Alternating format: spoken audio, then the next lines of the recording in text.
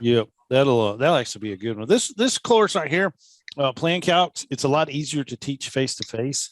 So basically we're going to kind of talk about it. I'll show you a plan. We might pull up a couple videos or whatever. But it's kind of hard to calculate some of these calculations with on the plan. And so we kind of do it a different way, doing it via webinar. And so, we're going to talk about, basically just estimating landscape plans. And it's so easy to do an estimate when there is a plan. My pet peeve is when someone doesn't have a landscape drawing, or they've never talked to a designer. They're not really interested in a design, and they want you to give them an estimate. You guys ever run into that? Oh yeah. Every day, probably, right? Yeah. And how do we combat that? How do we get them to understand that for us as landscape contractors, irrigation contractors, how can we be fair to them and give them a fair price without a landscape drawing? It's tough. If they're going to spend the money on a landscape and they don't want to spend the money on a plan, a big full landscape, I don't see that they're real serious. They're not. And so how would you, Grant, convince them that they need a landscape drawing? Because everybody's on the same page, and it would save them money in the long run. They'll have a master plan. There won't be no problems on the job. Everything's on the plan. It is. And one thing about, do what? Oh, I'm sorry. I was talking to my wife. Oh, everybody's bidding apples for apples. That's yes, right. yes. And that, or a house or a car or something like that. And that is one way to get them, to let them understand, hey, and you know what, guys, if you think we're a little bit high, you've got a drawing that you can compare prices to. So you definitely got to have the plan. So let's say the Joneses give you a call and you show up and there is no landscape plan. How many of you guys offer that service? Well, we will do the job without a plan if it's not a full big job. I mean, it's just, partial, but I like to have a plan if we're doing the whole house or something, 100%. Yeah. I refer them to a landscape architect to get a plan. Same Probably here. the best way to do it. Yes. Yeah. Bring them in. You're not going to have to worry about, getting paid for that design when the LA shows up, because they're going to be up front. It's going to cost X amount of dollars to do that. So Tim, when you actually do that, are you collecting the fees for the landscape architect and paying the LA, or do you just say turnkey, here you go, call? No, I let them deal with the architect, and he'll give them a price a lot of times, or he'll give them a hourly rate. Yeah. Up front, and most of the time the people are happy to pay it. Once in a while you'll have somebody that don't want to spend that kind of money. Yeah. And but it's like somebody else said, you're going to get more for your money if you have a plan, because everything is spelled out. It makes my job so much easier to bid that job. If I can say I'm going to install these plants as per set of plans drawn by X of who it is, dated such and such a date. Yes. It cuts out all the work for me. I don't have to list every plan I'm going to put in the ground. All I got to do is say, here it is. I'll do, plantings, foundation plantings in one phase. I'll do front yard perimeter plantings in another phase, or backyard perimeter plantings in another phase. Break it down for them if they want it. But it just simplifies everything. It does. And, people are always worried about, do they get a free estimate? If I've got a set of drawings, I can do that estimate, fast. Yep. I can sit down at the drawing table. roll those plans out, get out a yellow notebook, tablet, and go to town and figure it really, really quick. I do not mind giving a free estimate when that is the case. I've run into this situation where we're going to the Jones's house and they want to walk around the property for an hour and a half, talking about this rose bush, talking about this plant. Eric, what's your suggestion here? What's your suggestion there? And they're writing down everything. What is happening there? What are they getting at that point? They're shopping you. They're shopping you, but what else are they getting from me? Free advice. They're picking your information. Your knowledge. They're getting your knowledge. Yeah. Yes. I do have one question that I'd like to pose to everybody, honestly. If you use a landscape architect, because I've taken other people's drawings and I lay them out on the table, and the problem is they're not nursery specific. I've got 3 main nurseries that I draw from, or, pull plants and trees from. And a lot of the times when I get something that somebody's had done in the past, half the stuff's not even available at my nurseries. That's why I usually do my own simpler designs, is because I know what's available and I can do that and then get on it in a week or two and go ahead and reserve those plants and trees. And, that way I know I've got my material. So I just wonder if you guys run into that problem dealing with somebody who doesn't deal with your nurseries. Yeah, we sometimes have done that, but sometimes we'll substitute something similar. That's what we do, because sometimes the other stuff's not available. And Right. if it's a local LA, they should be up to date with what is available, because we see them at the nurseries. They're there walking around, scoping and seeing what is available. We use Susan Newman over at Joe's Landscaping. She works there part-time, but she does the plan. So she's really good at drawing in stuff that's available here that we can get either from there or from local nurseries. Gotcha. Are you from Winston? Yes. Yeah. What's the name of your company? Laura Moore Landscape. Oh, okay. So Bill. So Bill Laura Moore. So Lord, I worked for Orville Jones way back when I was like 18, 19 years old. But like I said, we've been using Susan that's my dad. That's what Bill told me.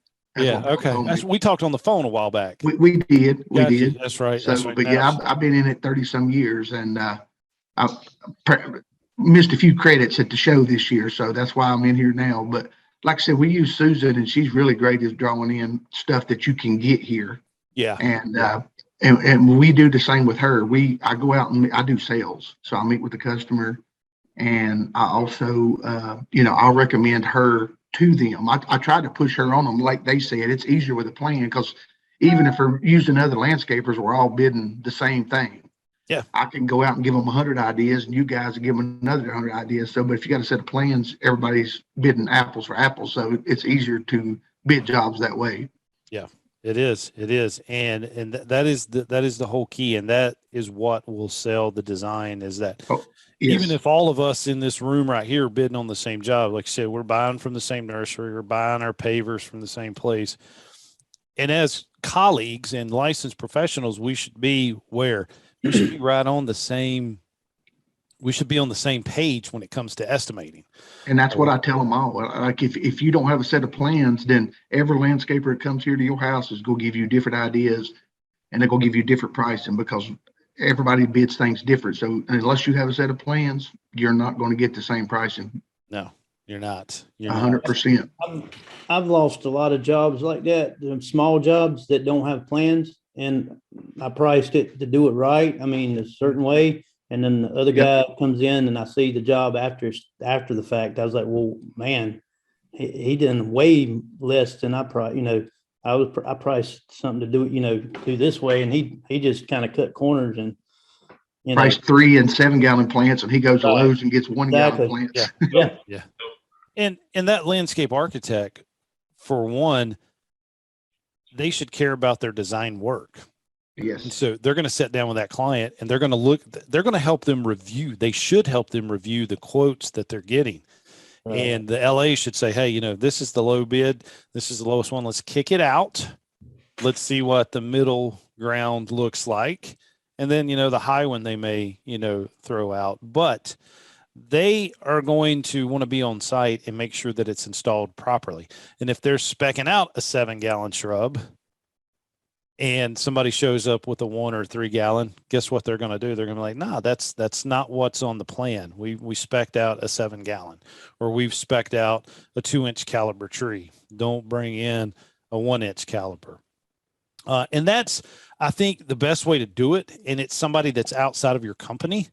When you start doing design work in-house, which I love drawing plans, don't get me wrong, but if it's an outside entity, another LA that's separate from your business, they feel like they're getting their money's worth. Yes. They're paying the landscape architect, they're meeting with them, and no offense to us guys, but women talk better with who? Another 100% woman. Other women and the designer, for sure. Yes. Because it takes hours off of our time for them to spend time with them. Because I'm going to tell you, because they want to see the pictures of the plants, they want to see the colors of the plants, and they want to work with them one-on-one. 100%. Yes. And Exactly. we get in, build it, get out, and we're done. That upfront is bad. But I do. I like working with Lori Hawkins. She's out of Greensboro.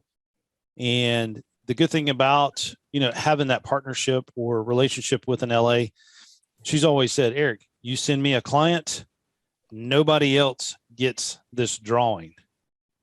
If you're doing a design build contract for them or whatever, we're separate, but nobody sees this plan but you.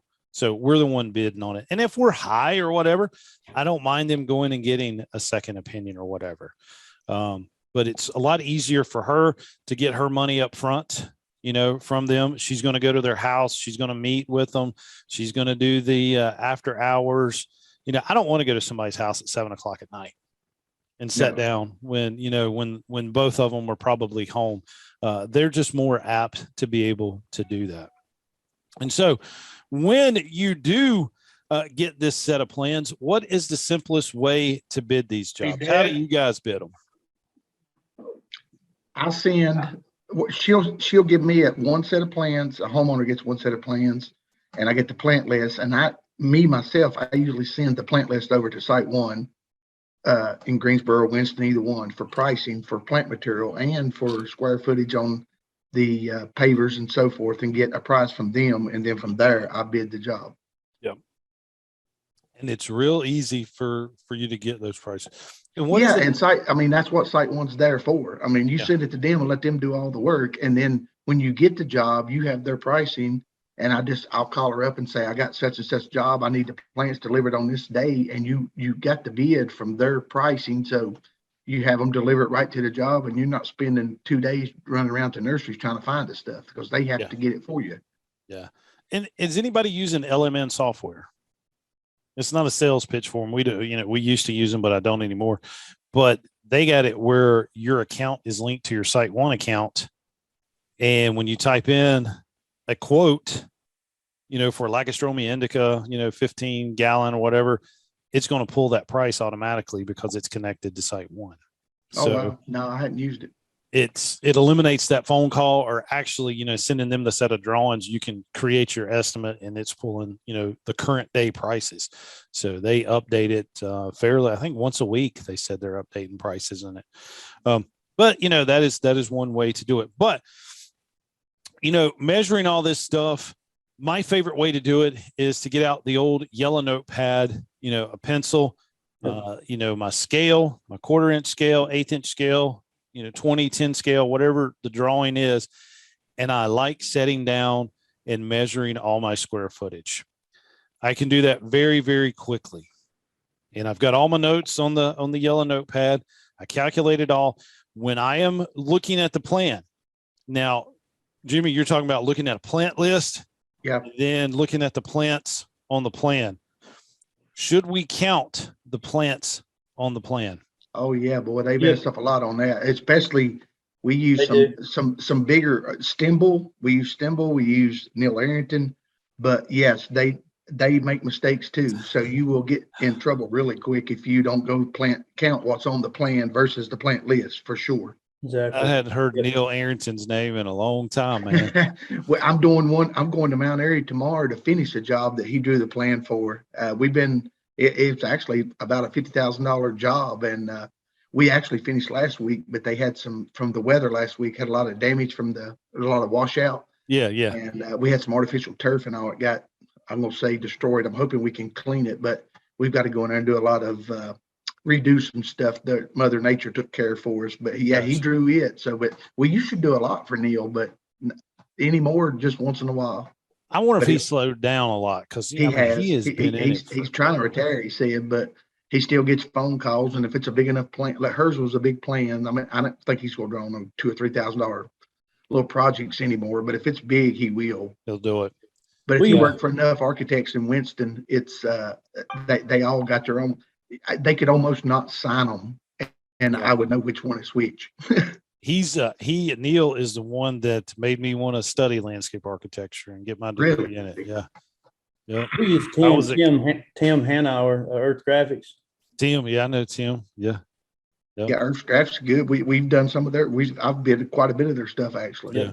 And Stimmel, I know those guys. I mean, Yeah, Tim we get Jennings. ready to do Mount Tabor from the shooting last year before, whenever it was. They did a memorial. They got an outside classroom that we've got to landscape the first and second week in August, and it was drew by Kimberly from I know Stimmel. Kimberly. So, Yeah. so we're going to do that. Fletcher Brothers did all the concrete, but we've got to do that one. So it's coming up in a couple of weeks. Yeah. Small world, man. Yeah, It's, man.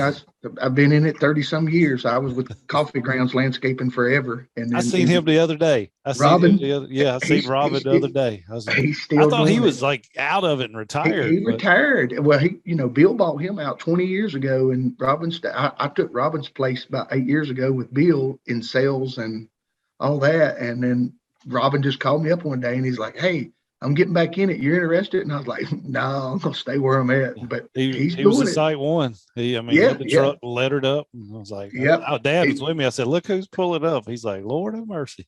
Yeah, he piddles around a little bit. He had that heart problem, but anyway, we're getting off subject. But still, he piddles around a little bit, and we've been doing a lot. Like if it's a big job, we'll go in there and help him out if we have time.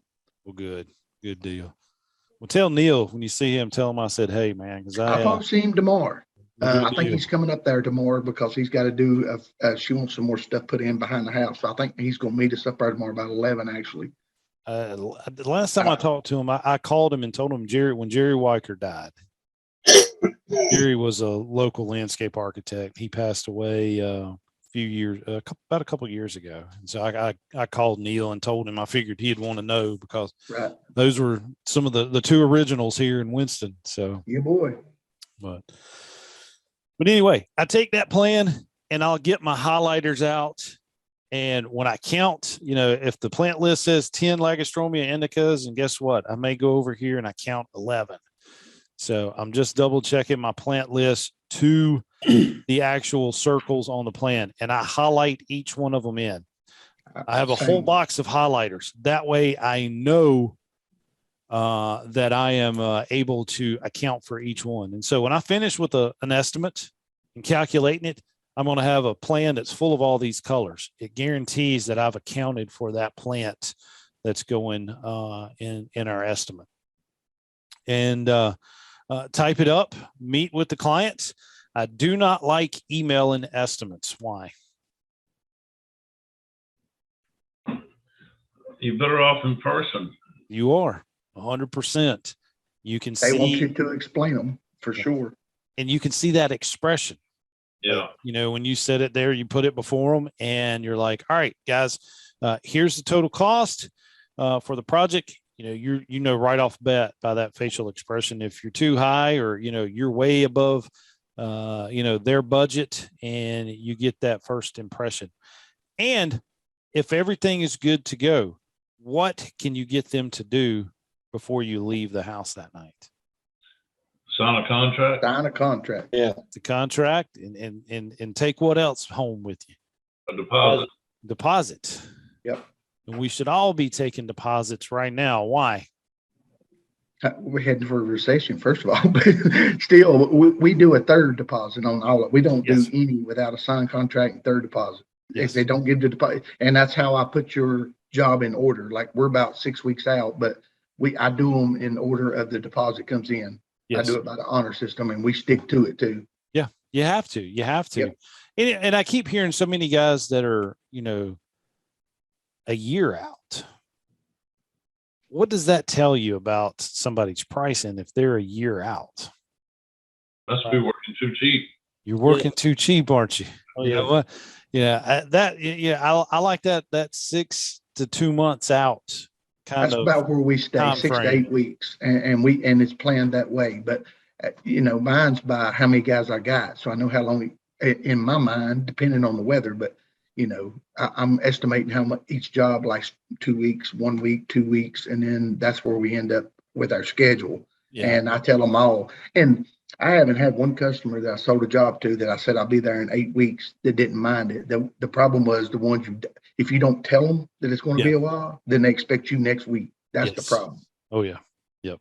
But if you tell them from the get-go that you're that far behind, they don't mind it waiting on you, especially in this day and time. Waiting is what everybody's used to. And to be honest with you, and I think somebody should be happy to be able to wait 8 weeks. Yes. I mean, well, it's the same with the paver. We do right now in the summer. Every job we got come up is hardscapes. And when I usually send them down to Marshall Stone to pick up the products, but I tell them all, man, I mean, you go pick it out, but you need to ask, Kelly and them how long it is before you can get it. Because some stuff I can't get for 6 months and some I can get in 6 weeks. So if you want us in there, you need to pick something that we can get a hold of because it's still a lot of stuff that you can't get. Yes. And speaking of pavers, a good friend of mine did a job in the Greensboro area.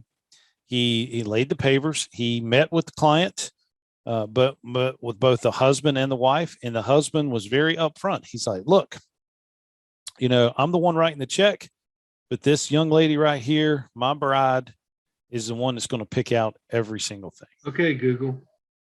Translate Spanish to American essay. Brian, what are you doing? I thought I was on mute. I was going to ask you a question, actually.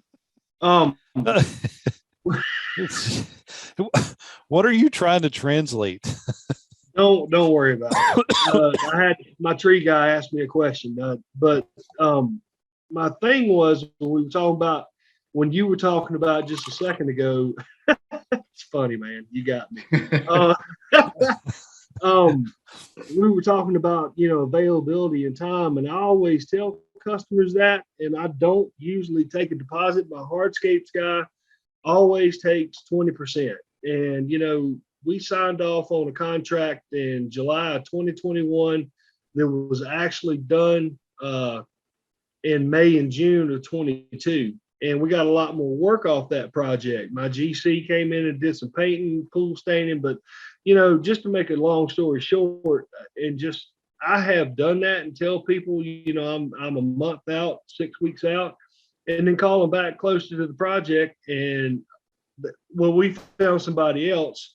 So there again, I don't normally take estimate or take deposits, but at that point in time, I think for us, we need to. I just don't like taking that money, but I've learned to take that money. Yeah, we never do a job without a signed contract and a deposit up front. And like I said, that's how they get in line. And most times, if you explain to them once you receive it, that's when I order materials. They most all will just be glad to give it to you. Well, that's why you need a deposit to help cover the materials. 100%.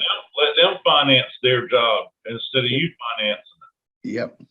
And two, they're more committed. If they've given you money, they're not going to back out and say, "Oh, I changed my mind. Take me to court and sue me." If you got a deposit, a lot of times I'll get 50% up front. I'll get 50% at the signing of the contract, and then I get the rest when I'm finished. And I'll have more than that tied up in materials and labor and everything by the time I get through with it. Yeah. 100%. Yeah. Yeah. Yes.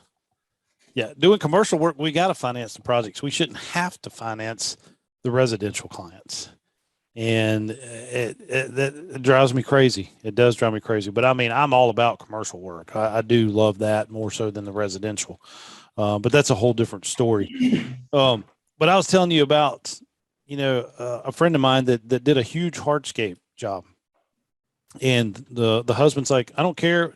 Get whatever she wants, she gets. I'm writing the check. They completed the job, picked it out. The husband calls him and says, hey, man, I love everything here. You can come by and get your check, but I need you to change something for us. He's like, okay. So he goes there and he's like, what seems to be the problem? He said, I don't like how these pavers are laid. I don't like the pattern. He's like, well, sir, that's what your wife told us to do. He's like, look, I don't care what she said. I want the pavers laid in this pattern. Even though up front, he told him, he says, whatever the wife wants, she gets. Wow. What do you think he had to do in that instance? Pay you to take them up and redo it. He had to take them up and redo it to get his final pay. He called his attorney and he says, what do I stand a chance of, fighting this in court? He says, well, it's going to cost you. He's like, well, how much is it going to cost you to pull them up and relay it?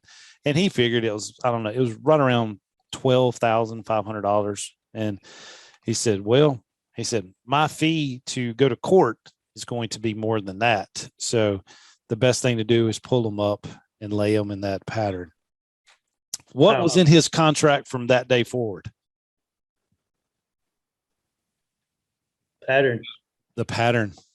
They actually had to check a box in there with samples that says, this is the pattern that I want my pavers laid. And talking about samples, we got burnt probably right after I took over for Robin, probably 6-7 years ago, sold a big paver job. And I think it was out of a Belgard or Teco block. I don't remember which book they picked it out of. Anyway, they ordered them. We got it there, started laying them. They came out and said, well, that's not what that looked like in the book.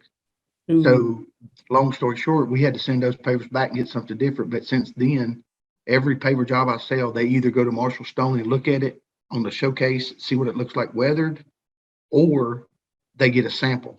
Once they pick one, I go get a sample from site one of Marshall and take it to them, because I tell them all, they don't look like they look in those books, none whatsoever. Yeah. Those pictures in the book might have been taken in California. Yeah. Right.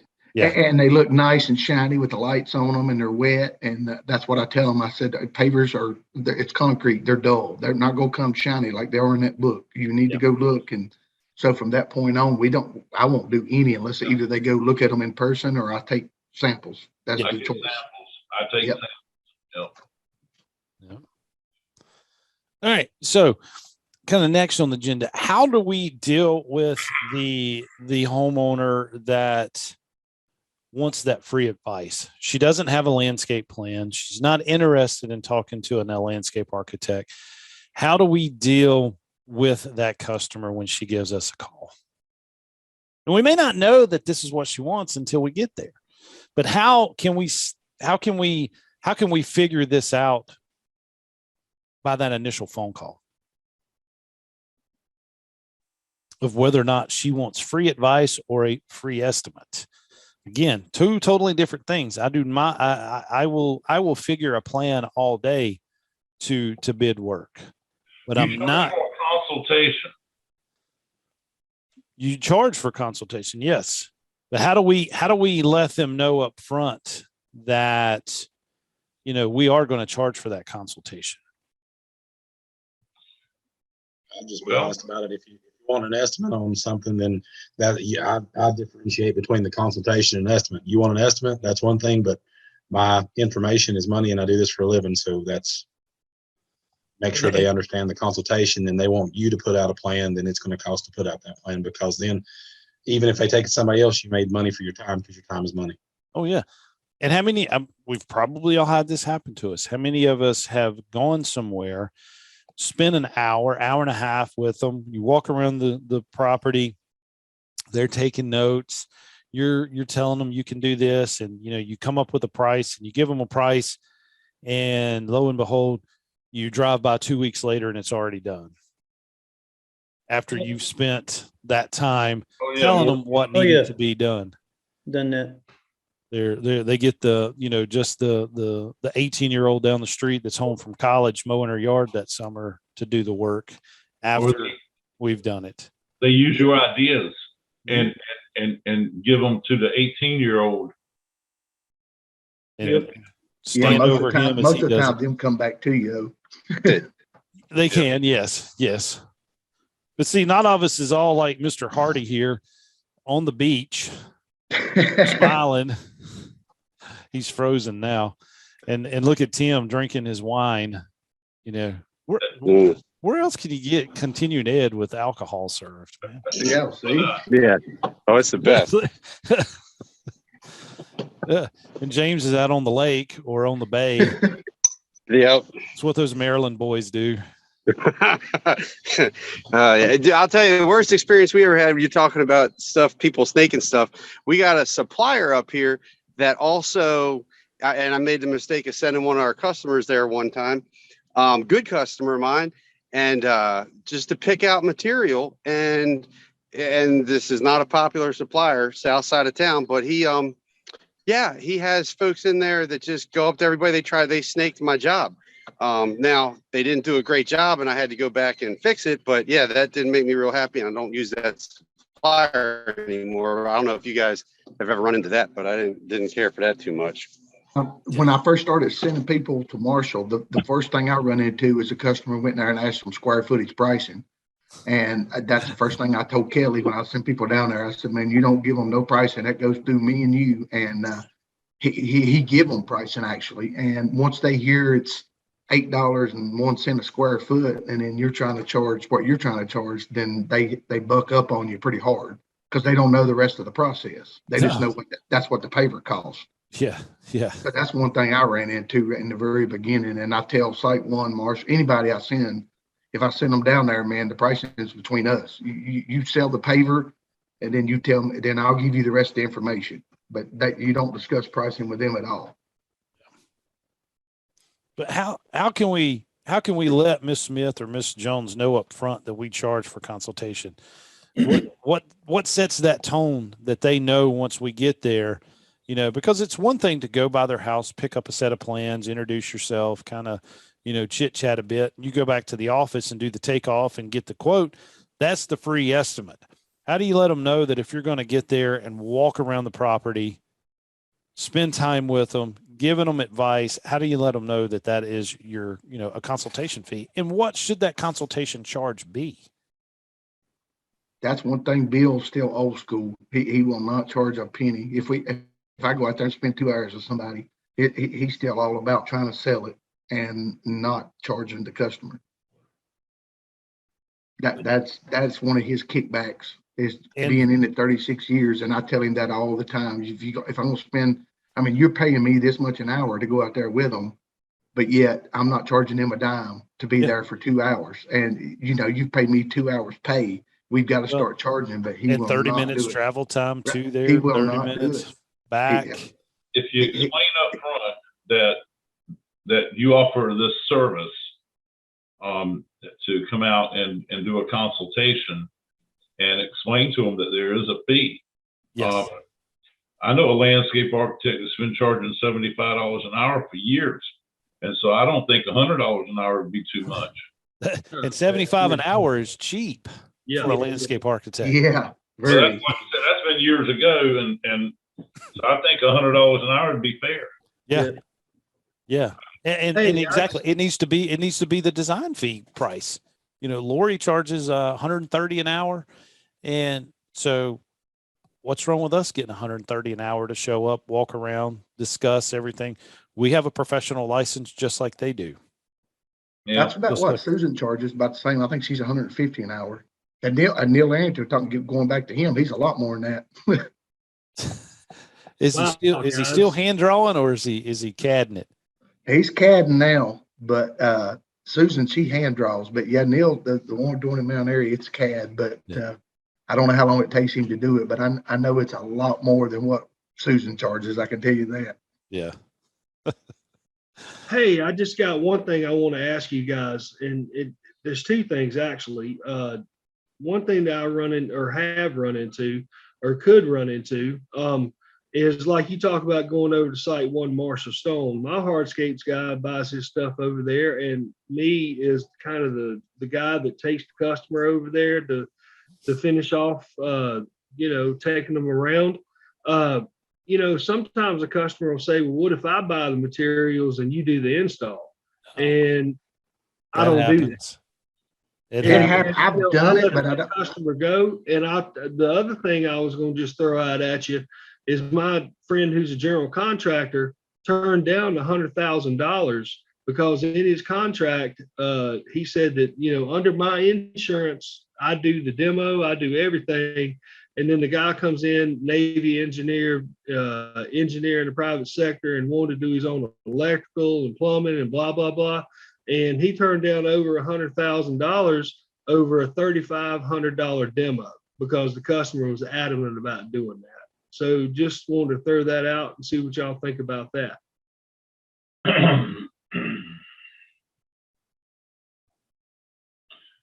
Well, if I'm going to do the pavers and the owner's going to supply the pavers, I'm going to take my regular base rate and subtract the cost of the pavers, and I'm still going to charge them probably $12 a foot or more for putting the gravel in and laying the pavers. I was doing pavers for $14, $15 a square foot, and that's with your Belgard, what's it called? Dublin cobble, which is my favorite. And I found out up at Lake Gaston, they're charging $18 to $20 a square foot. I'm charging 20 now. Yeah, we're at 22 Yeah. for like double cobble, like fossil, something simple, right. easy to get on. But when they go to something different, Yeah, Cambridge was what we do now. We've done Dublin in the past a lot. I mean, but Dublin's gone up so much that we do a lot of Cambridge now, more so. same here. but that's only $1 cheaper, right? $1 or $2 at the most. Right. But I mean, my thought process is just allowing a customer. It's like, well, I'll go buy my own plants if you plant them. You'd have to be a friend of mine, but no, I don't plant other people's stuff because then you got to guarantee them. Well, see, that's us. there's no guarantee. I know. We warranty everything for 6 months as long as they pay for us to put drip on it. And we have to buy them because I ain't going, they go run to Lowe's and get that disease infested stuff that is going to die. We guarantee for a year.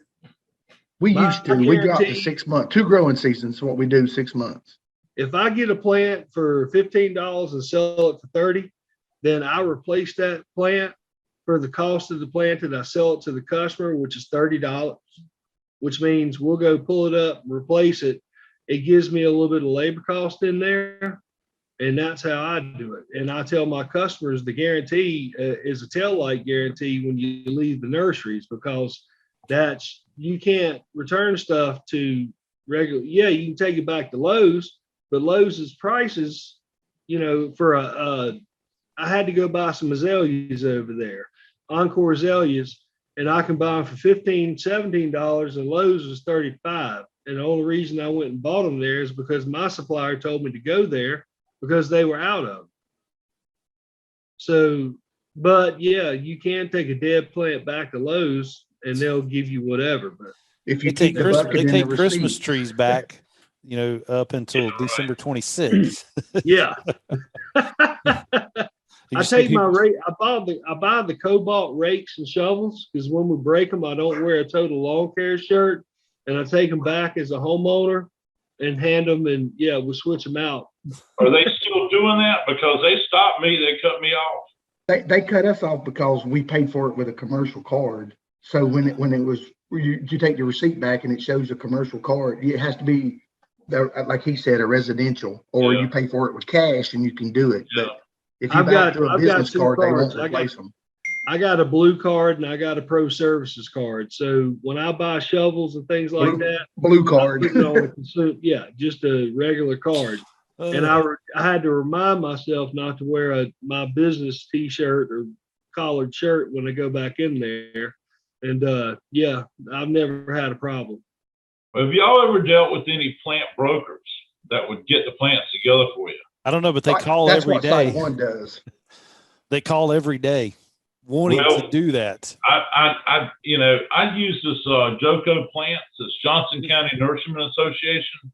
Yeah. And it's a group of over 30 different nurseries that are members. And you can go on the website and put in whatever you're looking for and search for it. And it'll list all the different nurseries that have that plant. Plant the Ant different does the same sizes. thing. Who's that? Plant Ant. Yeah, same thing. Yeah, Right. Plant Ant does the same thing. It'll locate the one closest to you. You can put your mileage, how far you want to travel, and it'll find it right for you. And for hard to find stuff. But like I said, Site One, if you send the plant list to them and they price it for you, they're obligated to go get it for you wherever it's at. Yeah, and they're pretty good. Have you guys, in the wintertime, I know they do it up here. We have the big like Mance trade show, and it's all kinds of, it's like a lot of the suppliers that supply like Site One and others. And depending on what you're looking for, you can, find a lot of good sources. It's like in the right after the first of the year, first week in They January. do They the do it up same here. thing in Greensboro. It's called Green and Yeah. Grow. Yeah, that's a good source. That's something we've used that's worked Yeah, out well yeah, in the past. We go pick up brochures there every year when we go. Plus, we get a couple credits for going to it. Oh, yeah. Been to that one. But if you're looking for hard to find stuff, it's a great place to go. Yeah. Well, and we also have Greenleaf down here in Tarver, which is a big nursery. And they grow quality material. They've got, I don't know how many acres, but the place is huge. They got one out in Texas, but they got one in Tarver. And so it's only 15 miles for me to run down there and I can get just about anything I want. Gotcha. Not trees, but any kind of shrubbery. Yeah. Okay. And lots of Encore Zays.